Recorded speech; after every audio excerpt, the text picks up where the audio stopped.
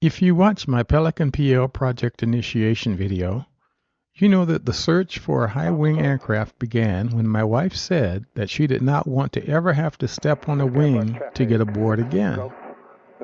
After 19 years of flying a tailwheel Sonics, its death knell had been rung because she wanted to fly, and I want her to again share the airways with me.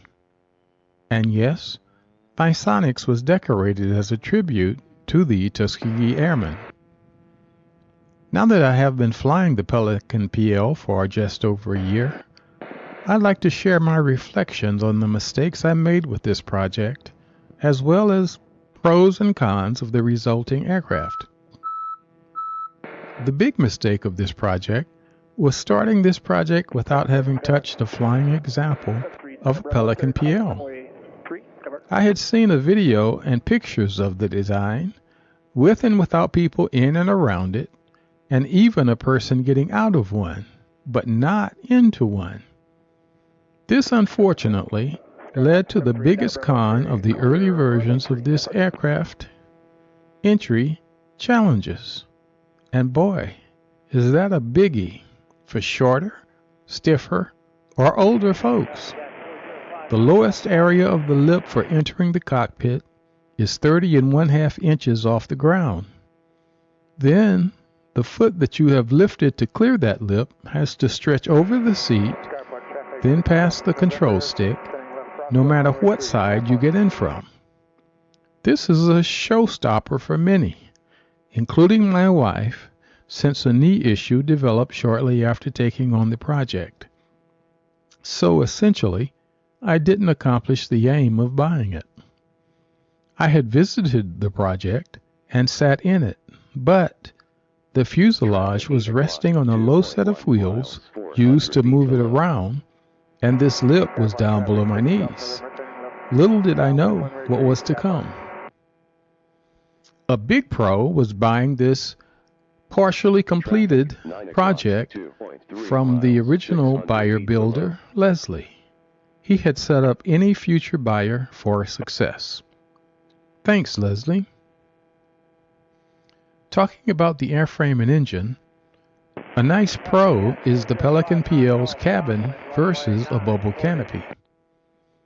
Relative to the Sonics, there is more protection from the sun, and that is a big deal. There is also more width, more shoulder room, more height, and more baggage space. All very good things, and makes the Pelican PL a big winner compared to the constraints of the Sonics. However, the Pelican PL's cabin versus a bubble canopy is also a con when it comes to visibility, because the cabin does bring visibility restrictions. Needless to say, flying along in the Sonics gives you nearly unrestricted visibility up and around, but not directly down with the low wing. In the Pelican PL, I am left wondering when iFlight EFB reports traffic at 4 to 7 o'clock near the same level, or 2 to 10 o'clock high. Copy that if a flying buddy reports themselves in the same locations. Another con is the fact that the seats and rudder pedals are fixed. Accommodations for shorter or taller individuals can only be made by changing the seat padding thicknesses. On the plus side, the Pelican PL's composite fuselage essentially yields radio invisibility, so that you can mount your antennas internally. But those antennas now need a base plate, or they have to be of the dipole type if they are available in the needed antenna variant, which was not the case for the dual channel antenna required for the ELT. Another airframe pro is the possibility of considerable range, given the 24-gallon usable tank, which is the extended tank option. That is tanks, not tank, thus requiring a tank selector valve, and that gets to another con. That tank selector valve is more of a suggestion, as there is a smallish leak over when in the off position, but more significantly, a larger leak over when on left only or right only, and significant cross flow between tanks on off and both. In fact, there's a direct connection. On my first landing at a gravel airstrip, I left the plane with the switch on both, fat, dumb, and happy to go to breakfast. On returning and setting up to take a picture of the beautiful scene, I noted that the wings weren't level, and yes, neither was the fuel level equal. In fact, I think I might have put some fuel on the ground. I never had that issue in the single tank Sonics. The leak over, when left only or right only is selected, really fouled up several attempts to calibrate the EIS fuel force sensor. But considering that it takes 3 gallons from empty to reach the sensors, reduces the value considerably. That's 1/4 of the usable fuel as undetectable. On the other hand, the fuel flow fuel totalizer is calibrated to read approximately 3% high and has been verified accurate multiple times. So honestly, I don't pay much attention to the bogus fuel level indications whose reading can vary wildly in flight anyway. A significant pro is the use of a water-cooled engine versus an air-cooled engine. There are no hot spots, no shock cooling on quick descent, and easy and plentiful cabin heat with no carbon monoxide risk. Unfortunately, the heat-off control in the cabin only stops air from flowing through the hot coolant coil, which is inside the cabin, and will still bake you out in warm weather. Thus, you have to turn coolant flow to the cabin off with a valve on the engine side of the firewall in warmer weather, or bake. But then, if you do turn that off, you don't have access to heat if you climb into colder temperatures. While on the subject of the engine, fitting that Viking 110 required a big cow mod to one developed for a Rotax 912. And continuing on the subject of the Viking 110, it represents a dwindling fleet, and it is no longer produced by Viking. But thankfully, it is still supported by Viking, and Honda parts for it are readily available. But there's a big pro. That Viking 110 engine with its smooth, efficient power. If you pay close attention in this video, you will note the tested and verified fuel flow meter at the base of the panel center, and you can at some point note 120 plus mile per hour or 105 knots on 4.5 gallon per hour around 5,500 feet MSL. And it'll do the same speed on 4 gallons per hour at 7,500 MSL, and of course, even better speed and gallon per hour at 9,500 feet MSL. When I'm traveling with Gary and his Savannah S, I'm usually cruising along at around 3.3 gallon per hour, sometimes a little more. Alas, talking about the airframe engine combo brings up a big con. The engine mount supplied has insufficient, if any, offset to counter the engine torque at high power settings. A big left rudder push is required as full power is applied for takeoff. Then, a bigger push is required to keep it on the center line after rotation.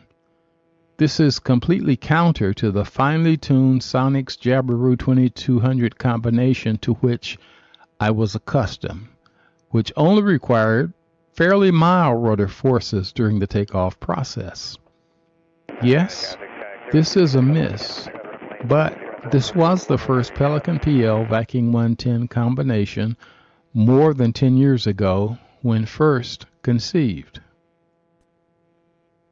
The next Pro is related to a build choice, specifically the digital panel. It is very flexible, allowing me to configure what is displayed for specific flight needs. This flexibility does take some getting used to and has to be done carefully, or data gets lost to the eyes in the scan. Everything I need is in front of me, with no need to hang another displayed device somewhere or mount it on an e-pad. Wonderful. If both panels were to fail, my phone is ready to serve, receiving data from the iLevel 3AW, and if that were to fail, the Avionics AV20E will provide sufficient airspeed and altitude data for an emergency landing at the nearest airfield. On the con side, while flight data for both displays are driven by the iLevel 3AW, there is a low level of integration regarding the barometer setting. Instead of a once-for-all setting, each app on each display has to be set, allowing for the possibility of a missetting or forgetting to reset the barometer somewhere, more likely a backup case. Well, do I miss the Jabiru 2200 powered Sonic's tail dragger? Yes and no. Yes, because it was a fun ship to fly, but a big no when it comes to the possibility of long-distance cruise. Yes, I flew the Sonics on a number of up to 800, 900-mile journeys, but the Pelican PL would allow me to arrive much more rested, given the Sonics' neutral stability and tendency to wander directionally with even a few seconds of inattention. Yes, because of its grass strip performance. But I've got much more practical experience to gain with the Pelican PL on grass. But then no, because with the larger fuel capacity of the Pelican PL, I could fly some of the multi-stop trips I flew in the Sonics non-stop, and that's a big deal. If my bladder was still 15 years younger. Would I do it again? Well, knowing what I know now, I would have built a Jabiru 250 heavy hauler instead of the Sonics back in 2006. It would have cost me twice as much to finish and taken twice as long or more to complete. But my wife's wing walking concern would never have come up. And that's all I'm going to say about that. But that didn't answer the question. Given where my wife and I are in life, the Pelican PL is a very nice fit for me, and I'd do it again. I need to find a final key to eliminate a random, pesky, no-swill shimmy, and it would be near perfect. All right? Enjoy the rest of the flight. Fox County traffic, Cherokee 6869 Juliet 5 to the south inbound, Fox County.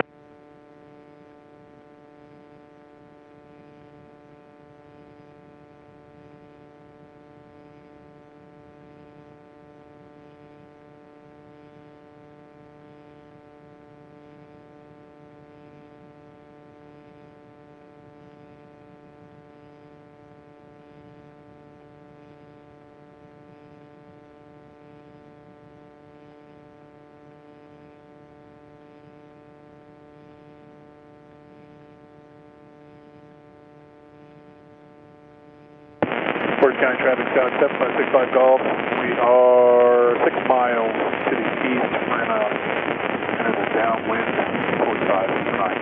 Fortune. Skypark traffic, 6 Golf November, turning crosswind on runway 3, Skypark. 6820 is on a 3-mile final for runway number 4. This will be a touch and go Toledo director. Portage County, Epic 495. Juliet, we're about 5 miles to the north entering that same downwind, left downwind for runway 9 Portage, looking for the traffic. Sky Park traffic, 6 Golf November, turning left downwind, runway 3, Sky Park.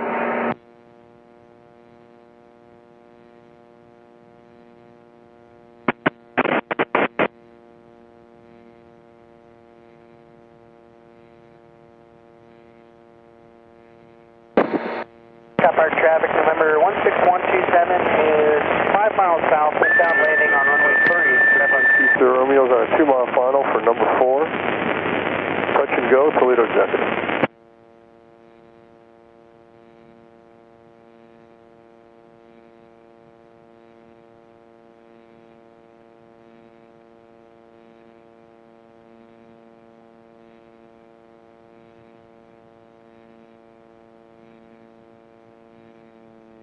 Portage County traffic, Epic 495, Juliet, we're 2 miles to the north, we'll be turning then left downwind for 27. Toledo executive traffic, Sierra 6820 Romeo, short final for Sky Park traffic, 6 Golf November, turning left, base runway 3, Sky Park.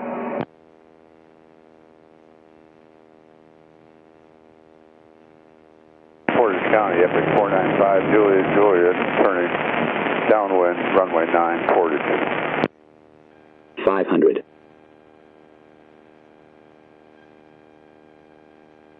Portage County traffic, Skyhawk 7072, go back just 2 miles to the northeast. We'll be joining the pattern 45 left downwind runway 9 Portage County.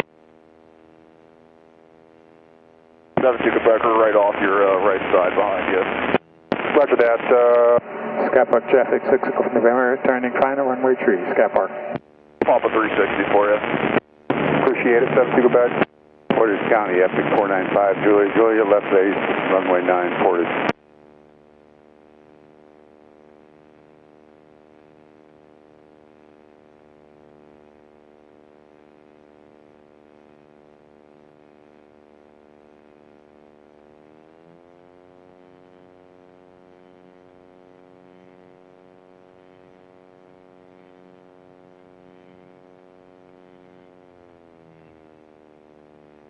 Portage County traffic, Skyhawk 70 Quebec is downwind runway 9 Portage County.